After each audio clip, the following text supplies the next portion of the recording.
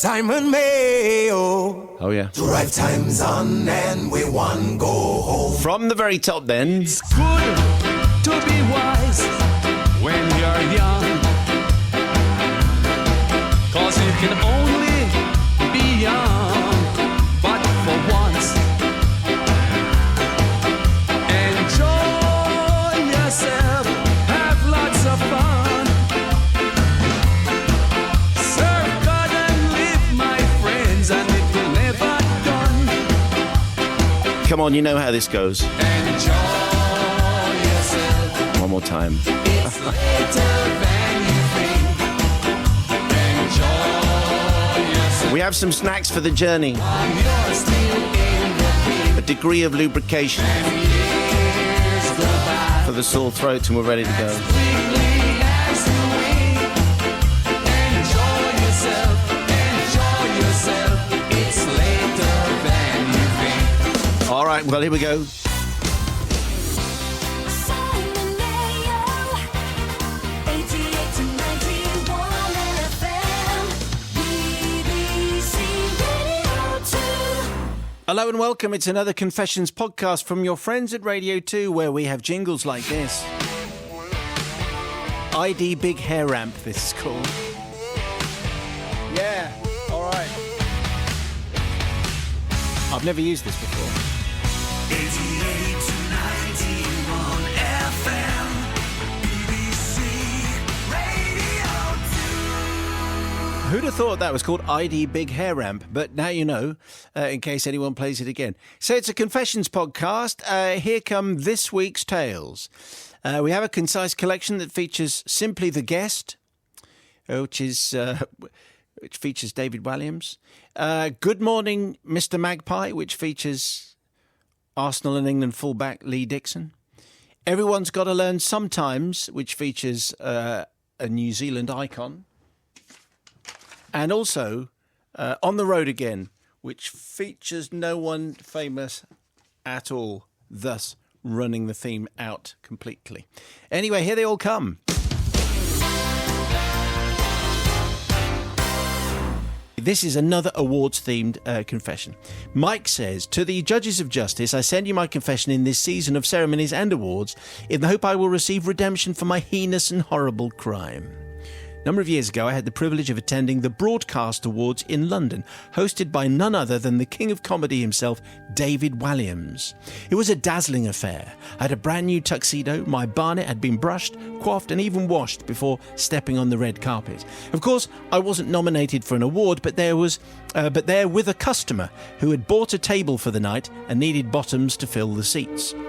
The night started well. Familiar faces were winning awards for this and that, and some lesser-known nominees shrieking with surprise as their name was read and dreams came true. What an evening it was. We were positioned at the back of the hall, and on the table next to us were a company who were nominated for their children's TV programme, and their category was about to be announced. Now, for anyone that has ever been to any awards ceremony, you'll know that there is one steadfast rule. If you're sitting at the back, you haven't won. Something I said far too loudly within earshot of everybody. You can tell I was popular. However, as Anita Baker sang, rules are made to be broken, and of course their name was announced, and they started standing and clapping each other and patting each other indeed on the back, making their way forward to the stage where they would shake hands with David Walliams and say a few short words of thanks and then take their award backstage, because that's what happens. I, slightly ennobled by a few measly beers, gins and whiskey chasers, and feeling bad, found myself standing up with them and shaking their hands and grinning from ear to ear despite actually not knowing any of them. And then I did something unprecedented and uncalled for. That we can all see coming. I walked with them to receive the award. Yeah. The walk down to the front of the hall only took moments. Should I turn round? Could I turn round? Well, it was too late.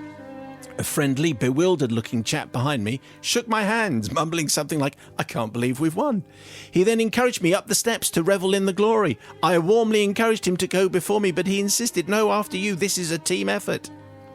I couldn't go back to my seat, Father Simon. Hundreds of eyes were on me, and the real award winners at the same time. There was nothing I could do. I found myself on the stage, taking in the applause and the appreciation of the room on one side and the frowns and confused glances from the winners on the other.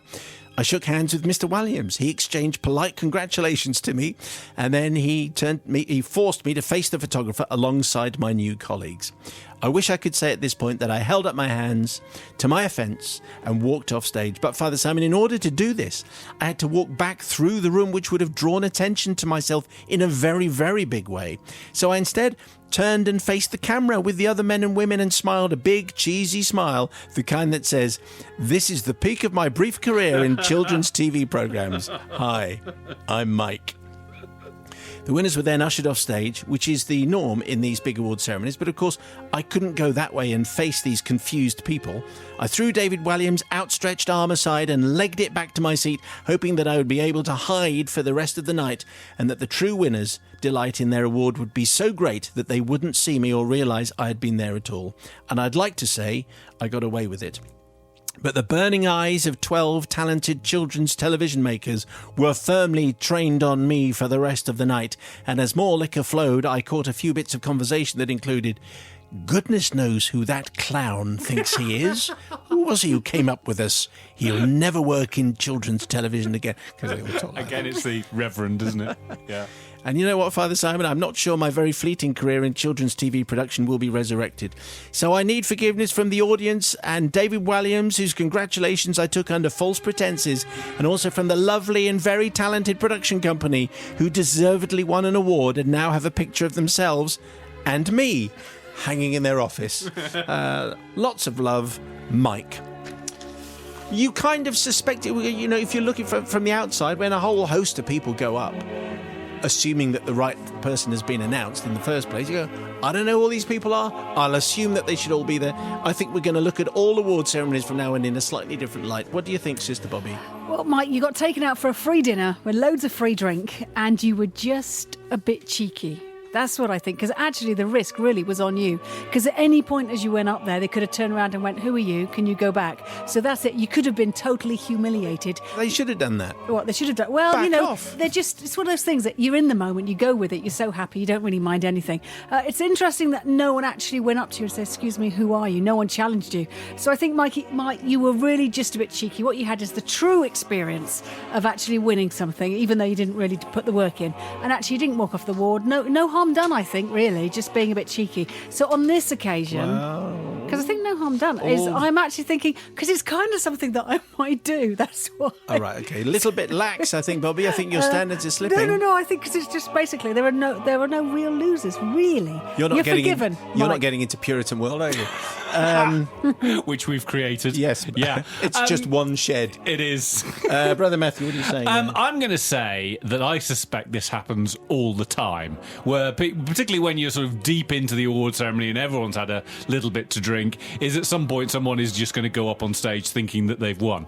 And I think if you are going to be brazen enough to do that, then you should make the speech. You should clutch the award and say, "Do you know what? This isn't just about me, although it is mainly about me. But let's all applaud me for winning this award that I put no effort into whatsoever." So I am going to say not forgiven, because you need to be more brave. If you're going to do it, go 100%. You can't just, Check it out. Yeah, exactly. Right. So I am going to not forgive.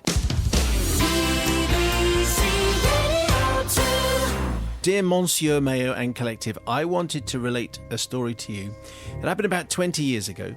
It involves my beloved Newcastle United, slight inebriation, and a popular pop combo famed for their hits A Little Time, Perfect 10, and Rotterdam. Okay. On the 10th of January 1996, I made the long midweek trip from Newcastle down to London to watch the quarter-final of the League Cup. This was Arsenal against Newcastle. Newcastle were a different proposition in the mid-90s and managed to almost win lots of things. So anyway, it didn't go to plan and Arsenal beat us 2-0. It wasn't the result that annoyed our travelling hordes, but the blatant and consistent fouling of our French flair winger, David Ginola, by England international and Arsenal fullback Lee Dixon. The poor put-upon French genius was clearly at the end of his tether. When he finally snapped, He brought down Dixon in the second half. Unbelievably, the ref didn't take into account the battering he'd received and sent him off. I was incensed. The Newcastle fans were incensed.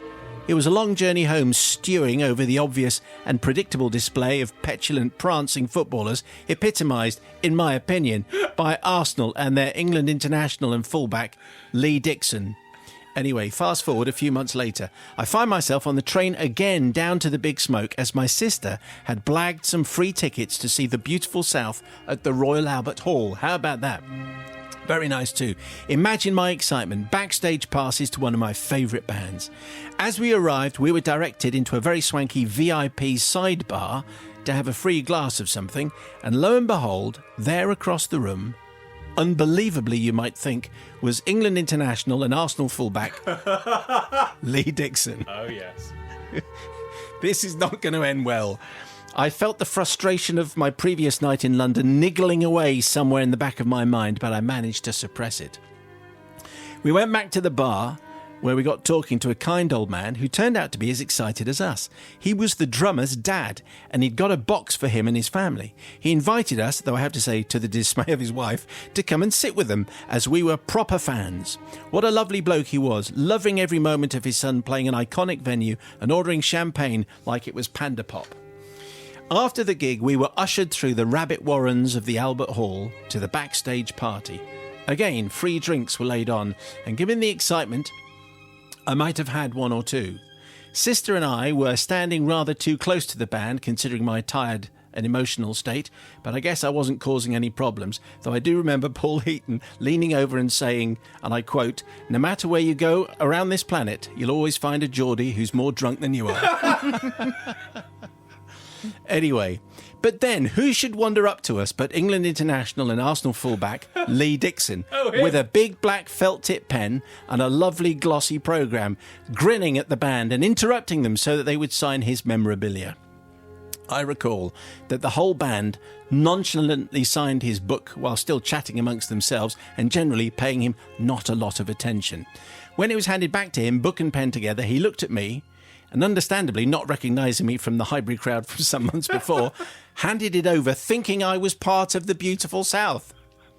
It was at this point that my football-fuelled foolishness took over, and I couldn't help myself. "Lee, isn't it?" I said, all musician-like, and he nodded excitedly, thinking that one of the band had finally noticed who he actually was. I wrote a few words and signed his programme, looking up halfway through and giving him a knowing yet friendly wink. Handing it back to him, I was rather hoping that he'd wander off without looking at what I'd written, but he stared straight at the scribbles and read the big letters out loud. Now, unfortunately, I can't actually say precise, but this is our version. "To Lee, you're a cheating, fouling," and then I can't quite see this word, and then I signed it, "Lots of love, David Ginola." Lee was understandably annoyed and walked away in what can only be described as a bit of a strop. So, Father Simon, I don't seek forgiveness from the following people. Not my sister, who not only got me the tickets in the first place, but kindly put me up in her house in Kennington that evening. I don't seek forgiveness from any of the beautiful South, as I enjoyed what I remember of that gig. However, I do seek forgiveness from the scores of people I've told an incorrect story to over the years. It's only recently, 20 years later, I found highlights of the game online. It would seem that it was Nigel Winterburn who so robustly tackled David Ginola and not Lee Dixon. Oh well. The devil is in the detail, and I would like absolution for my thus far inaccurate tale. Well, I remember you had Lee Dixon on at 10 to 7. Yes. Because he was a Five Live summariser, and I confessed that I had joined in the chanting About of... Lee. It's not a very pleasant chant about Lee it's, Dixon. "If Lee Dixon plays for England, so do I." That's how the song went. And he forgave me because he thought he couldn't believe it either. No. A lot of the time. Anyway, Tony would like the forgiveness, first of all, from Sister Bobby. Tony, you see, this is what happens when you have too much pop. An awful lot of pop, I think. way- To be honest, we took out some of it. Okay, too much pop, and I just don't think it was very fair on the beautiful South. I think Lee would probably, think, okay, I can withstand that. But actually, the real victims here are the beautiful South, who basically, Lee thought you were one of the band members, so one of those band members he would think was being misquoted or being rude. So I think on that count, because you pretended to be somebody else, That's why I can't forgive you. Oh, right. So it's for the sin of pretending to be in the beautiful South. Yeah, because it's not from the beautiful South. They wouldn't write that. I so think there you I go. think they can probably get over that. It'll be something to do with those millions of album sales, I would imagine. Brother Matthew, what are you saying? Yes, I wonder how this confession got through, where Arsenal have described a bunch of petulant fancy Dans. Amazing how that managed to get through the filters. Yeah, isn't it a defender's job to do the tackling? That's what I'm pretty... I mean, my knowledge is obviously pretty limited, but I'm going to say that a defender's job in football is to do a bit of tackling. So Nigel Winsburn and Lee Dixon were actually just doing what they were supposed to do. Doing their job. However, how big a fan are you if you're asking for the band signatures and you give it to someone who you clearly don't recognise? It turns out Lee Dixon, not quite such a big Beautiful South fan. So I am going to forgive, because Lee had it coming with asking random members of the public if they were in Beautiful South, and they weren't. I do like the phrase petulant prancing footballers. Yes, you do. When it applies to a certain North London club. Dear Father Simon and the Collective, this comes from 10 years ago when I was living and working in Auckland, New Zealand. I was in my late 20s, and even though I'd taken driving lessons before, I'd never taken the practical test. Yes, we are in the world of the driving test. I thought this could be the ideal opportunity to sort that out, as most cars over in New Zealand were automatics, and I wouldn't even have to worry about changing gears. So how hard could it be? So after taking lessons in an automatic car for several months, things were progressing smoothly, and I was feeling confident. It was time to book my practical test. However, as the day of the test approached, I became more and more nervous. I'm not the kind of person who performs well under pressure, you see. To try and calm my nerves, I would keep saying to myself, what's the worst that could happen? I mean, when you think about it, what is the worst that could happen? Yeah. You want to know? Yes. Read on. On the day of the test, my instructor picked me up in his car and we drove to the test centre. As I sat in the reception waiting for my name to be called, my nerves were really kicking in. Everything was jangling. In the next seat was a very old man who looked a lot calmer than me. Well, if he can keep it together, so can I said to myself. And then my name was called and I walked back out into the car park, my legs made of jelly. I sat in the driver's seat and adjusted my mirrors, adjusted the seat and took a deep breath. Start the car when you're ready, said the examiner. And here's where my problems began. In my flustered state, I somehow managed to stall the car, which to this day I'm still not sure is actually possible in an automatic. But which is true when you think, if you've driven I don't know how you could possibly have done it. That's true. Anyway, that is precisely what Mark managed to do. So, please, this is the instructor again. I've got my instructor's voice. Yes, good. Looking Who forward to comes from England. Oh, does he? Really? That's odd. Please, can you start the car when you're ready, said the examiner patiently. I say, I don't know how to. I completely failed to hide the panic in my voice. I just don't know how to. So the instructor says, if I have to start the car for you, then you failed your test, which I guess you could say is fair enough. Uh-huh. It's at this moment that the car begins to move. I'm not sure why, but maybe it was in neutral and I'd taken the brake off. Anyway, it starts to move. We're parked on a very small slope and rolled backwards a short distance out of the parking bay, stopping half in and half out of the space. This isn't going well, is it? Which is exactly what Mark says now. Well, this is going well, I joked to the instructor. Little did I know that things were about to go from bad to worse. In my mirrors, I noticed a Land Rover directly behind us, and it had started backing out. I couldn't start the car. My examiner couldn't start the car for me without failing me, and the car behind didn't look like it was going to stop. It seemed like an absolute eternity between this moment and the crunch and the bang of bumper and metal colliding. I mean, it's a low-speed collision, but it's a collision nonetheless, and I am taking my test. Everyone exited their vehicles in a shaken state, and I recognised the driver of the Land Rover was the old man that I'd been sitting next to earlier. My driving instructor and owner of the car came running over, really annoyed and exasperated. He looked at his damaged car, then to me, then back at the car. Words failed him, until he noticed the old man. Oh, Sir Edmund Hillary, I'm so sorry. Yes, it turned out that the worst that could happen is to be involved in a collision in the car park during your driving test with a Kiwi national treasure, the first man ever to successfully climb Mount Everest, Sir Edmund Percival Hillary, KG, KBE, mountaineer, explorer, philanthropist, in Time magazine's top 100 most influential people of the 20th century, and I just reversed into his car on my driving test. Sir Edmund Hillary, I am truly sorry. Said it a number of times, didn't make a lot of difference.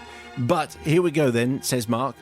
I seek forgiveness not with Sir Edmund, who should have been looking where he was driving. Really? Not with my instructor, whose vehicle was insured anyway, but with my examiner, who had the look of a terrified man when a week later I jumped into the driving seat next to him for another practical test. I'm sure he passed me this time just so he never had to see me again. I'm sure that's not the case, and I'm sure professional standards held up. Yes. Is that in the... Oh, that's not in the confession. But No. we're pretty sure I was it just is. extemporising Yeah, there. just in case. For the record, I left the country the following year, never to return, and I'm not sure they'd ever let me come back in, to be perfectly honest, because if you crashed into Sir Edmund Hillary, that's it's probably down there as a national crime. Anyway, I mean, I suppose most of that is something that could happen to anybody, but then when you realise that, you know, probably the most famous New Zealander of all time, the most decorated, the most revered, the iconic Edmund Hillary. Oh, my goodness me. Anyway, pass next time round, Mark, and let's see what Debbie says to Mark. And Debbie. I was going to say, where's Debbie? Debbie, She's not can't here wait till tonight. she comes in. Yeah. Fabulous. Oh, and fish cakes. She's our extra special guest. Yes, she's preparing the fish cakes just Is now. So, Wow. Bobby, you speak on behalf of the motoring industry and also Do I? and driving instructors and all drivers. Okay, well, this is really simple. Of course, Edmund Hillary's fine. He climbs mountains in ridiculous conditions. He's not going to be fazed by someone bumping his car. And also, there is a contributor here. Of course, he was backing out, and it's your responsibility as reversing to make sure the road is clear. And if something else is coming out, basically, you're both a bit to blame. And also, he was driving a Land Rover. I'm sure there wasn't even a scratch on the Land Rover, and So the other car actually, was crumpled. he could have got out and said, "Oi, Hillary, never No. mind your KG and your KBE, you should have been looking." It's fine, you know, you talk about it. The person who's at fault here is not even the driving instructor. I mean, it's the driving instructor, it's the teacher. Who puts someone in a car who doesn't know how to restart a car? That's partly the training. So I think you were badly trained and it wasn't your fault in that situation. Because the key thing here, you said you didn't know how, not that you couldn't remember. So obviously you'd never been taught. So I think you can be forgiven in this case. I think Mark did know, Oh. but his mind had gone to jelly, as well as his legs. Forgiven from my point of view. Okay, thanks, Soft Bobby. Let's see what. Well, it Hard Matt would says. be very easy to damn Mark here because he's done everything wrong, hasn't he? But you know, national treasures like Sir Edmund Hillary, I'm sure they get banged into all the time. And wouldn't it be wonderful What? to be able Why- to exchange details with a national treasure? In what way do they- why would you terribly think that? Sorry about that, Stephen Fry. I've reversed into your cat. Let's exchange details. And I'm sure it happens all the time. So, and you know, as Bobby quite rightly says, Hillary has been up Everest. So, having someone reverse into his Land Rover, I'm sure is no big deal. So, I am going to forgive for no reason. Very eloquently. Yes, I thought I did expressed, very I well thought. there. BBC Radio 2. Father Simon and the team. 8 years after my heinous crime took place, it still plays on my mind, especially during the cold winter months. Please let me set the picture. It was a bitterly cold evening. There was snow on the ground. At about 7 o'clock, I was out with my dog, walking slowly as he was getting a little bit old, and it was slippery in the snow. As we were walking home on the footpath, the main road, to my horror and disbelief, I saw an iguana right in... Unusual. Right in front of us. It's about a foot long, green grey body, spiky spines down its back, its beady eyes following me. My dog was rather nonplussed and walked past it, scared probably. I initially carried on walking, but being an animal lover... What? Why would you keep on walking? You know, you think you'd stop and look at it or do something, or talk to it and go, "Where are you from? Are you lost?" Worry soon got the better of me. He's been on the sherry. And knowing that the reptile needs heat, I had to do something. I hurried home with my dog, and as soon as I walked through the front door, I rang the RSPCA to report the reptile. A lovely young woman asked for all the details. I explained exactly where the poor animal was and how concerned I was for it due to the temperature. She informed me that she was on the other side of the city, and as it was snowing, it would be probably quite some time before she could get to my area. I thanked her but continued to fear for the poor animal. Surely it would freeze to death if someone didn't do something soon. Jumping into action, I went out to the garage and found a box, and then went back inside and got a few towels and some rubber gloves to put over my woolen gloves. Don't ask me why, but anyway, it just felt like the right thing to do. Anyway, off I went with box in hands, walking as quickly as I could in the snow, and I soon spotted the iguana, although now a little further into the main road. Then, to my horror, I saw a car approaching. I gasped a little bit like, was that Bobby? Yes, it was, because she's got her hand in front of her mouth. Even let out a little scream as the car drove right over the iguana. When I removed my hands from my eyes, however, I was relieved to see that the car had miraculously missed the iguana and it was still happily minding its own business in the middle of the road, so the tyres had gone one on either side, well, two on either side, and then so the iguana was perfectly fine.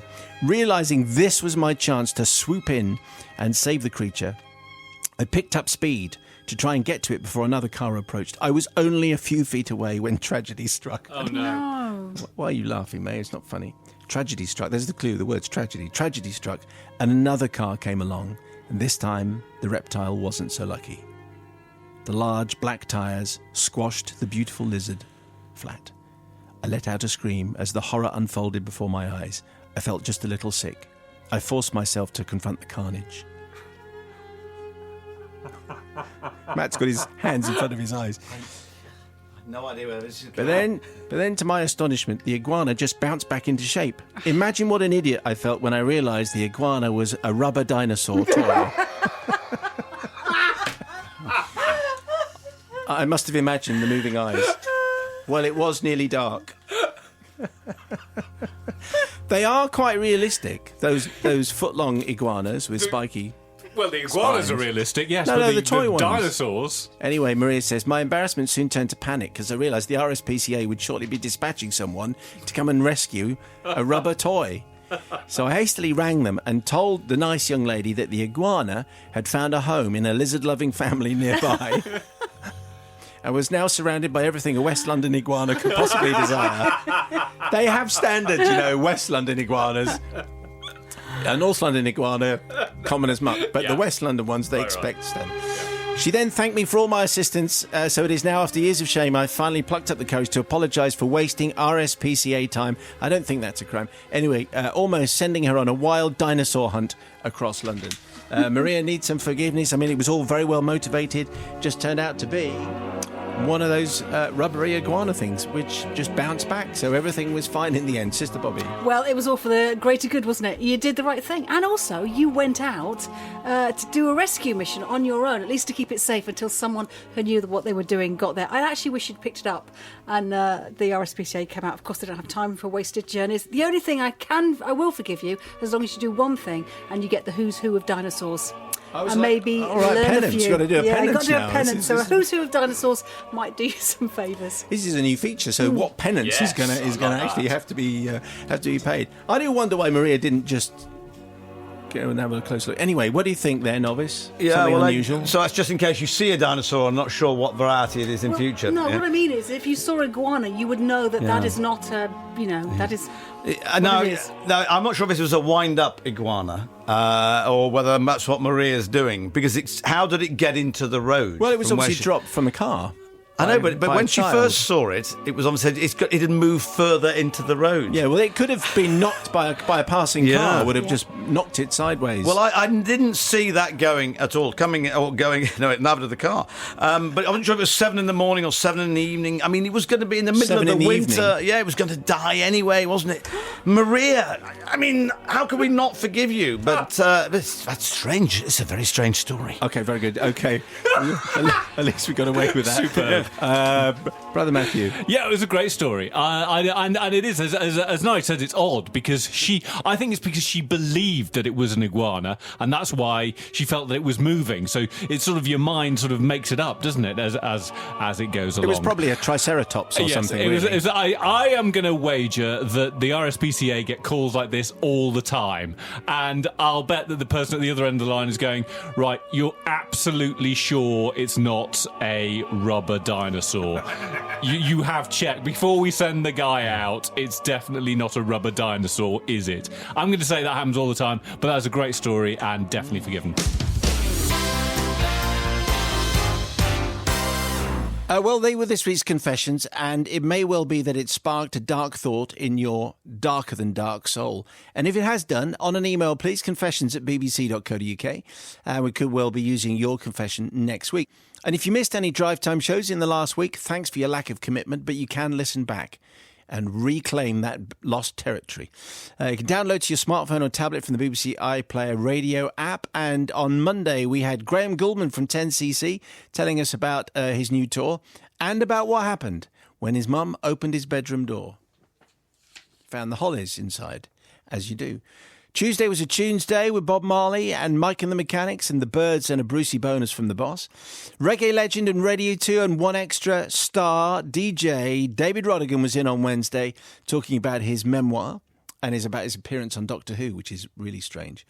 And on Foodie Thursday, Nigel whipped us up a Cooking It Country pork chops with sweet potato, being a corporate man, ahead of next week's much beloved return of our pop-up radio station, Radio 2 Country. So if you made it to the end of last week's podcast, you had to tweet, "Check out my crooked scar." So thank you to everybody who did that, Jen and Stephanie and Andy and many more, who sent us that rather strange message. And this week, a special mention, by the way, to Kat, who deemed it necessary to tweet me a picture of her actual crooked scar, which was on her knee, I think, anyway. So this week's code phrase, if you've reached this part of the podcast, is petulant, prancing peacocks. Thanks very much. Oh, and here's one called ID Wow. Wow.